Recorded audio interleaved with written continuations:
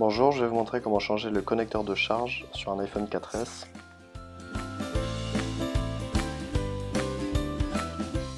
En premier, on va dévisser les deux petites vis Pentalobe situées à droite et à gauche du connecteur de charge.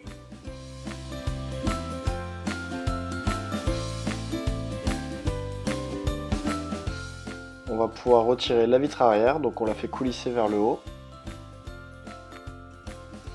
En premier, on vérifie bien que l'iPhone 4S est éteint. S'il est éteint, on va retirer la batterie interne. Donc il y a deux petites vis cruciformes qui la maintiennent. D'un spudger, donc une spatule en plastique, on va soulever la nappe pour retirer la batterie. Faites attention, il y a un petit connecteur de base doré ici qu'il faut pas perdre. On va retirer la batterie du châssis, donc avec toujours un spudger métallique ou en plastique, on retire la batterie. Quelquefois elle est assez dure puisqu'elle est collée sur la coque arrière.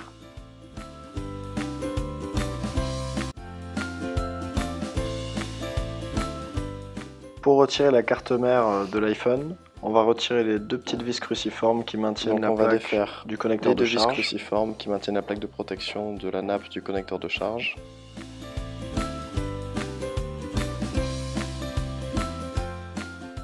On va pouvoir maintenant déclipper à l'aide d'un spudger la nappe. On déconnecte l'antenne réseau coaxiale. On défait les deux vis du module haut-parleur complet. Donc il y en a une à droite, une à gauche.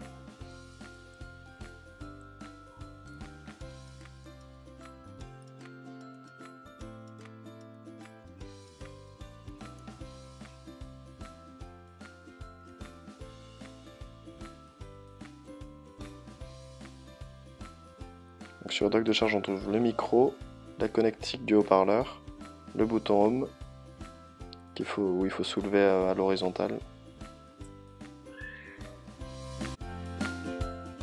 Pour enlever le bouton Home, on va d'abord défaire la nappe, donc attention, c'est très fragile.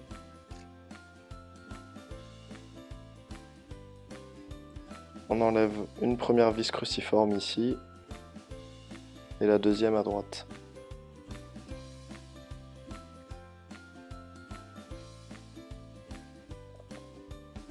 Le dock de charge va être collé, donc on va agir avec les vis pour pouvoir le sortir de son logement.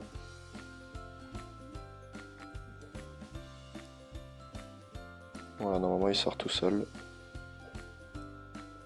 Faites bien attention quand vous sortez le connecteur de charge à ne pas abîmer la nappe du bouton Home.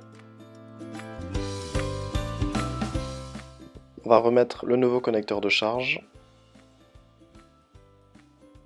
Donc pour le remettre, on soulève la nappe du bouton Home, on le met bien en place dans son logement.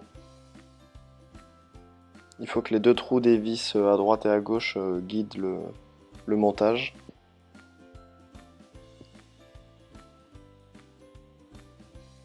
On remet les deux vis, donc une à droite, une à gauche.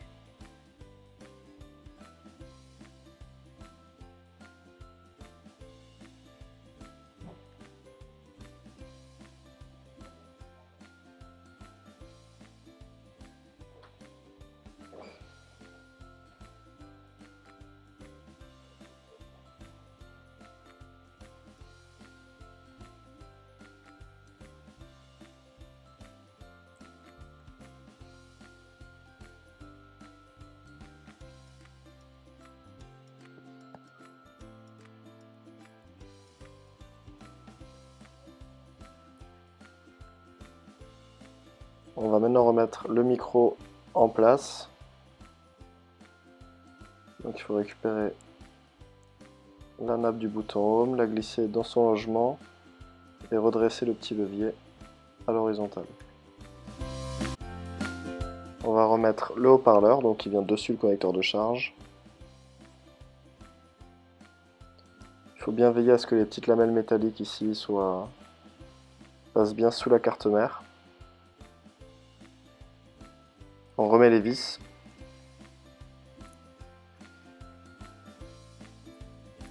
On va remettre les deux vis cruciformes. Le petit plastique qu'on n'oublie pas.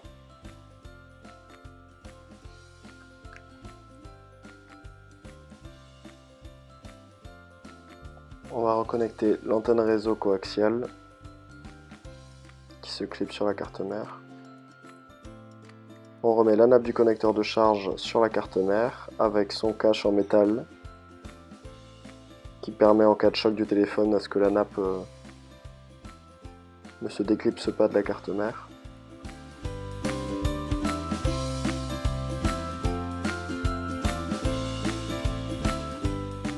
On va maintenant remettre la carte mère sur le châssis, donc il faut faire attention que l'antenne en bas ne coince pas.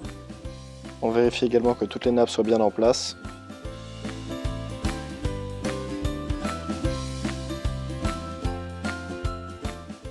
On va soulever les nappes pour pouvoir passer la carte mère dessous.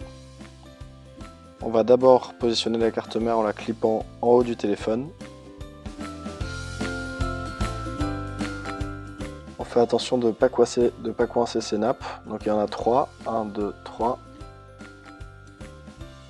En bas on vérifie l'antenne aussi. On va remettre les vis de fixation de la carte mère. Une vis cruciforme ici.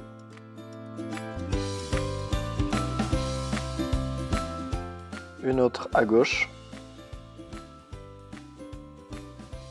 On n'oublie pas de repositionner la petite masse, ici qui se situe en haut.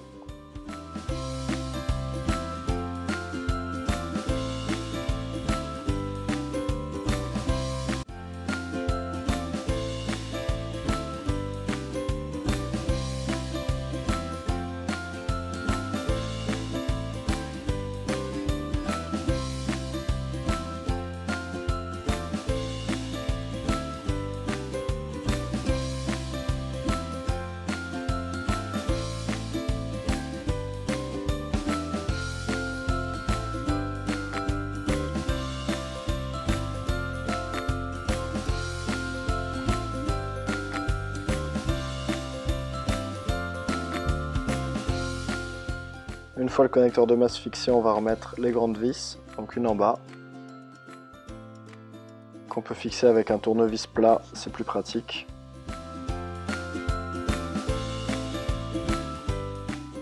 Et l'autre en haut de la carte mère. On revisse, donc toujours en faisant attention à ne pas donner un coup de tournevis ici, sur le petit module blanc qui permet de capter le Wi-Fi. On va repositionner la caméra arrière. On va reconnecter à la carte mère toutes les nappes.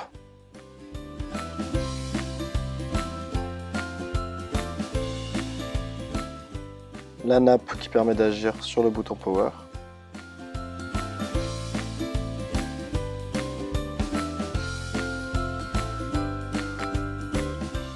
La nappe qui agit sur le bouton volume et vibreur.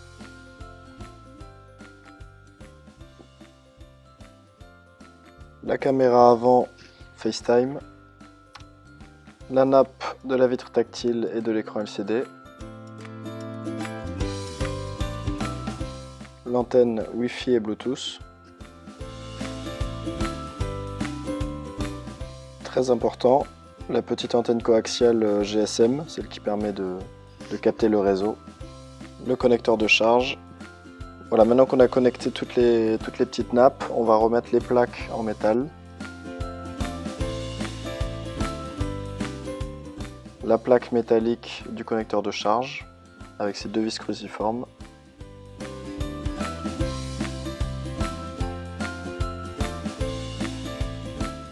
La plaque de protection de la nappe, du tactile et de l'écran LCD. Donc ces nappes sont assez importantes puisqu'elles permettent, en cas de choc du téléphone, à ce que les nappes restent bien plaquées à la carte mère.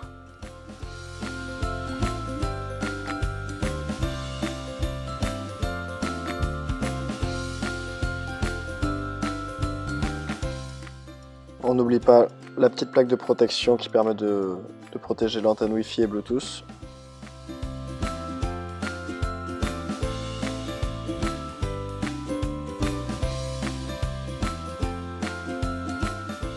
On remet bien la languette des poses batterie, on va remettre la batterie interne. On peut rajouter du scotch double face, mais en général c'est pas nécessaire, l'ancien scotch fait très bien l'affaire.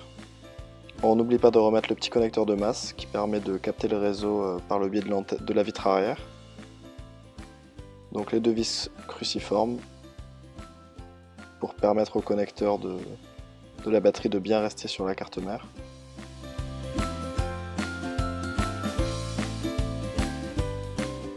On va maintenant remettre la vitre arrière, donc on la décale légèrement vers le haut, puis ensuite on la fait glisser avec les doigts vers le bas, vers le connecteur de charge, pour pouvoir remettre les deux vis pentalobes, donc étoiles.